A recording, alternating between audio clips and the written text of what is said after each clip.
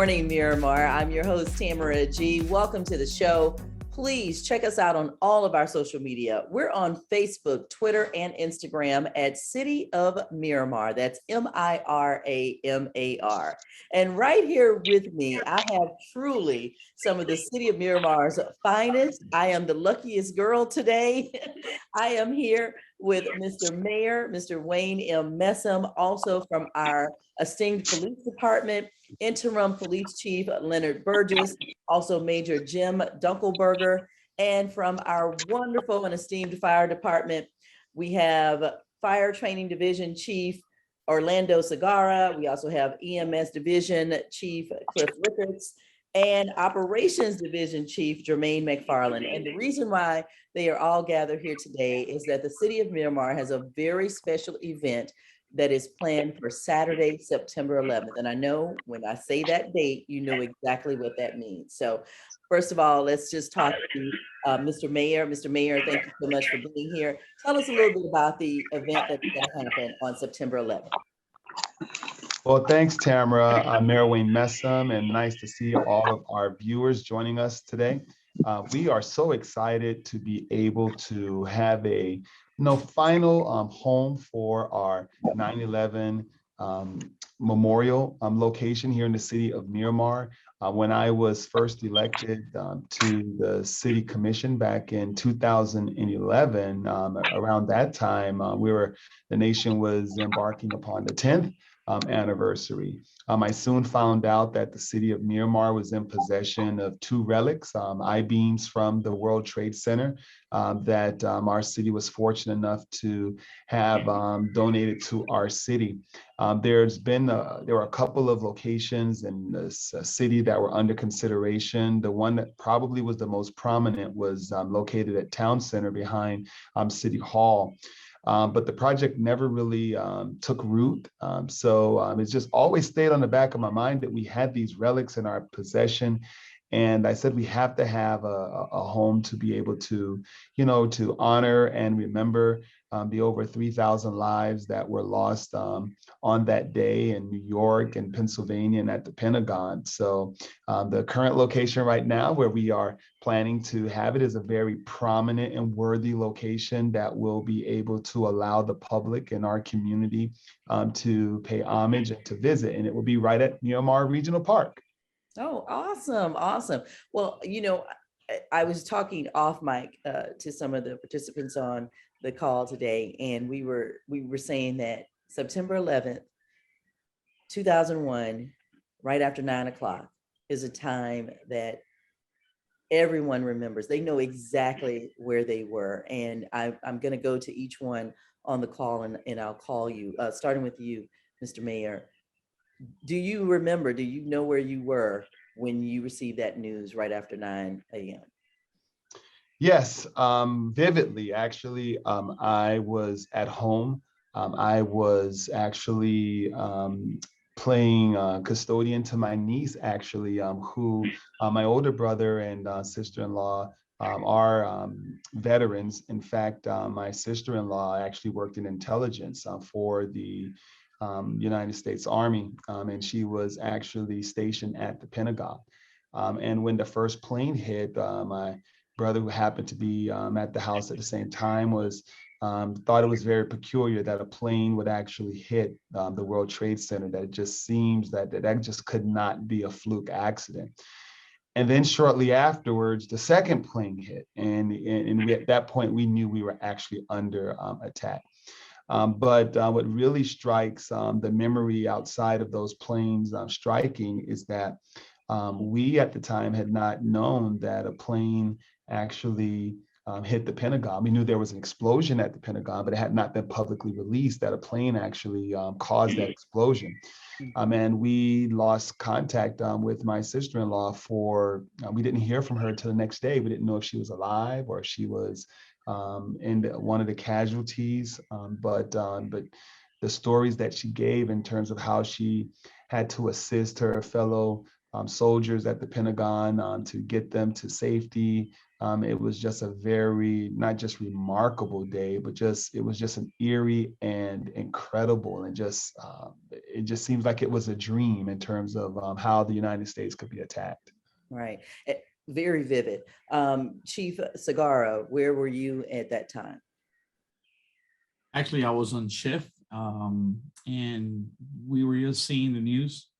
Like the mayor said, the first hit we thought was an accident, a plane, and then it hit another tower, and then the Pentagon, and then it really got serious. And we were all quiet in the station. And then of course our family started calling. Our wife started calling because back then I had a little daughter. She was going to preschool. My wife was freaking out, and so it made it harder because we weren't at home. We weren't able to take those that we are so close when this happens. That we're going through two emotional problems: what we were seeing in TV, and then could it happen here, and would it affect our family? And we weren't there for the family. So I guess that hit home. The station was very quiet. I guess we all got together. We prayed. I never forget that. It was emotional. So you can't forget where you were that day. So, Major Burgess.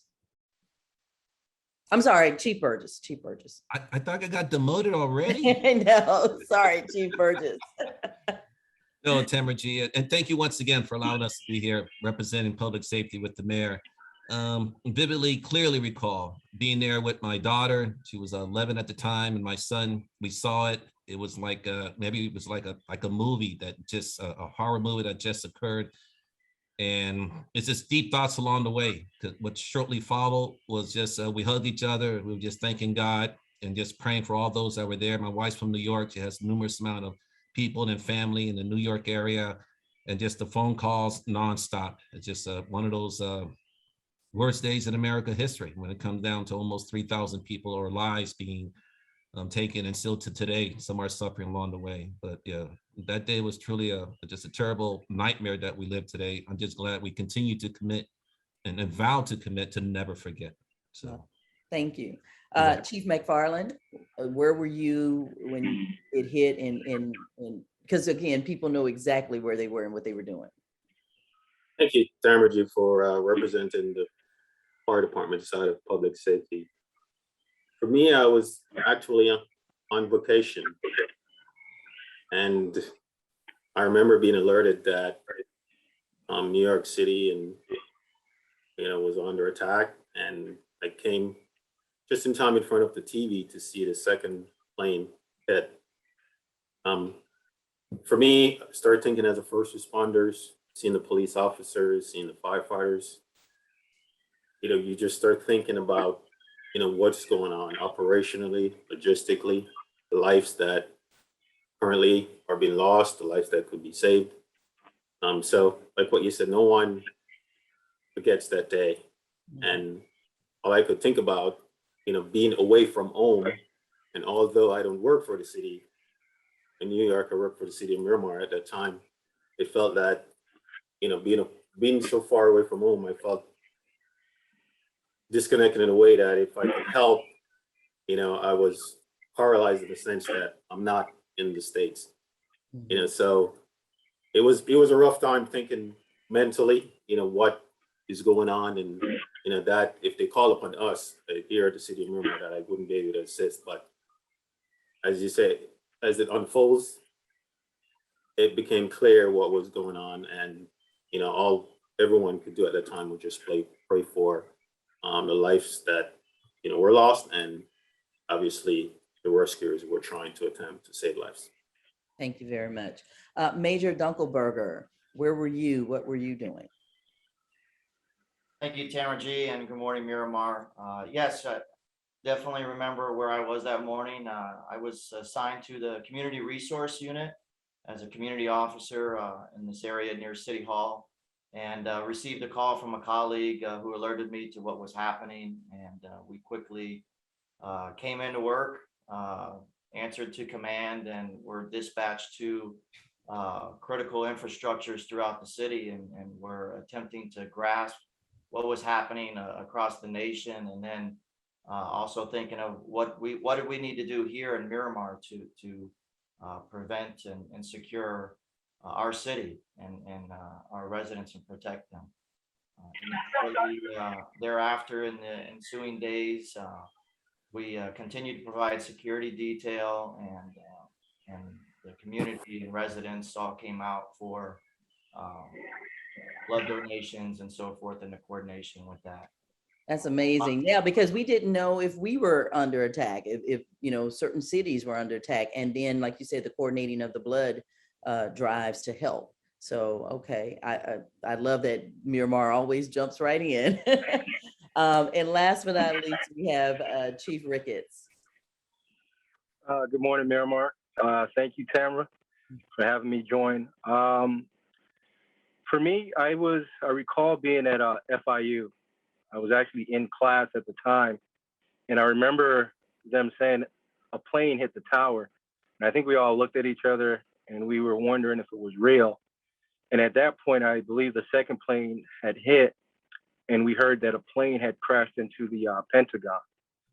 And a good friend of mine, her aunt worked there. And I just remember her crying and thinking that she had actually lost her aunt. And the instructor at the time just said, "Hey, class is over," and just sent everyone home. So definitely a turning point in my life that I won't forget, but it lives with you forever.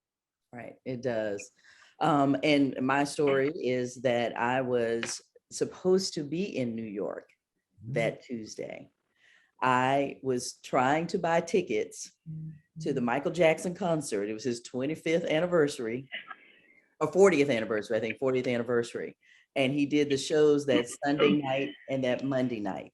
So I had been trying to get tickets for the September 10th show, Monday night. I would have been in New York right there in the midst of everything if I had gotten tickets. They kept selling out. So I mean, and that was the reason why I didn't get the tickets, because it ended up selling out. But I would have been there, and then the very next morning trying to get back to Miami, and you know, would have just been right there in Manhattan where all that was going on. And you know, I was at 99 Jams at the time, and we had TVs in the studio and saw what was happening. And we were the same thing. We were like, we actually went on the air. We said, something is happening in New York with the Twin Towers. Something is happening. 2 planes have just hit.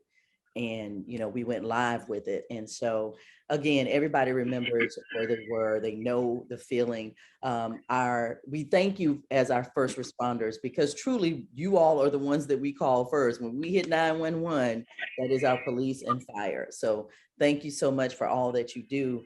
I know that Chief Sagara, the event that's happening on September 11th and the dedication at the Miramar Regional Park, you are going to be working with some students. So tell us a little bit about that.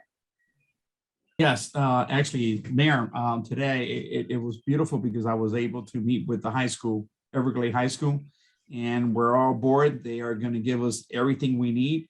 They're 100% supporting us with all their students. We have a fire program. They're going to be there too. So we're going to have a and it's good because we keep that tradition through the young individuals to never forget. And that's where we hit home to the high schools, the middle schools, even the elementary school. We really hit it hard. Never forget where America was that day, and those that put their life to save others.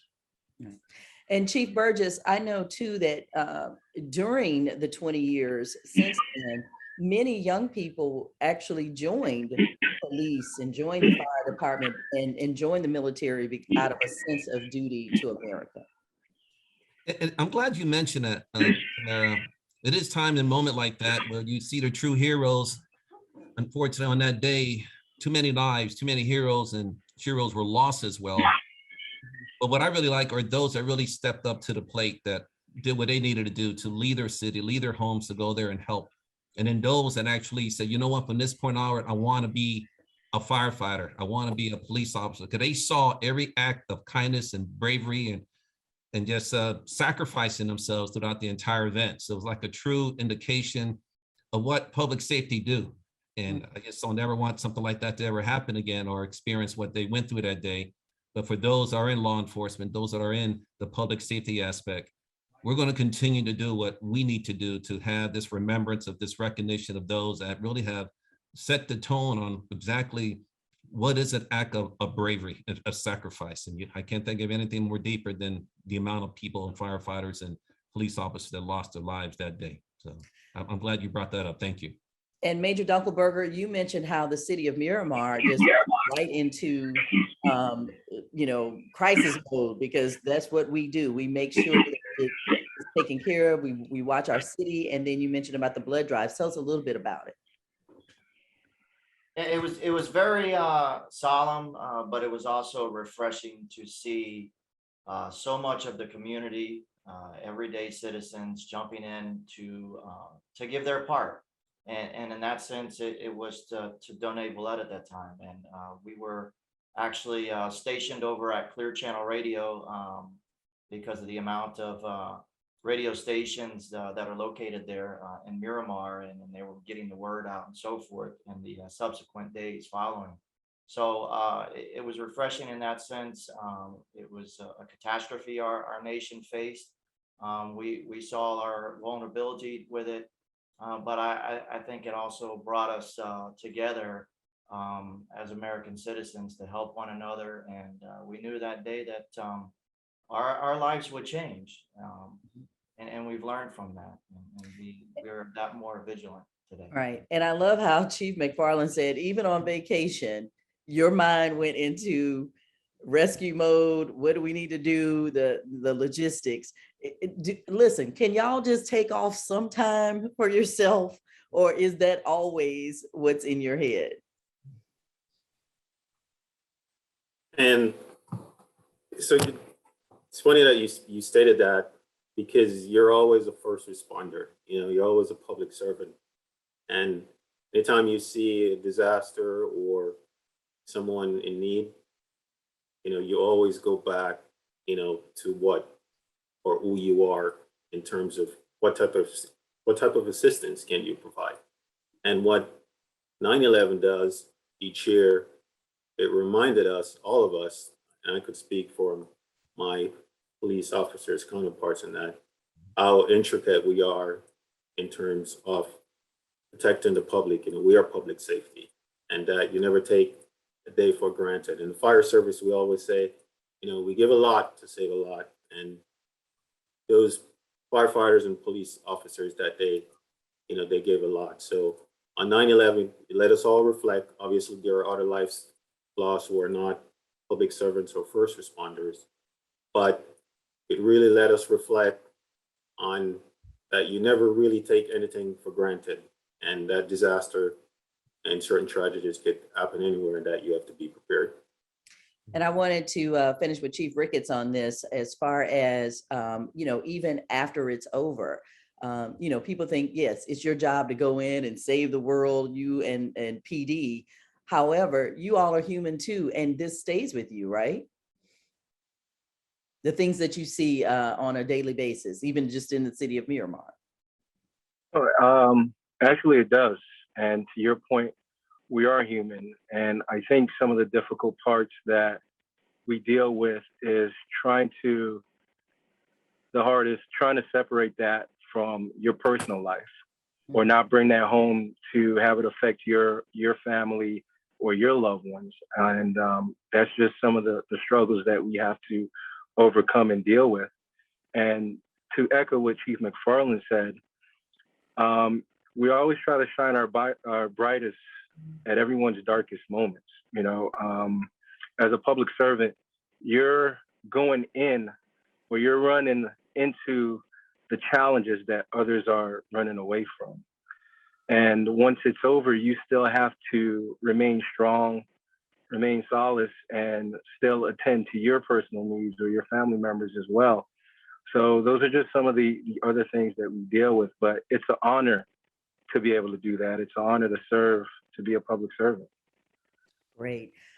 Before we go, Mayor Messam, one more time, and I know that with the dedication of this memorial, you are inviting all residents of Miramar, all residents of South Florida to join. Can you give them the information one more time and how they can join?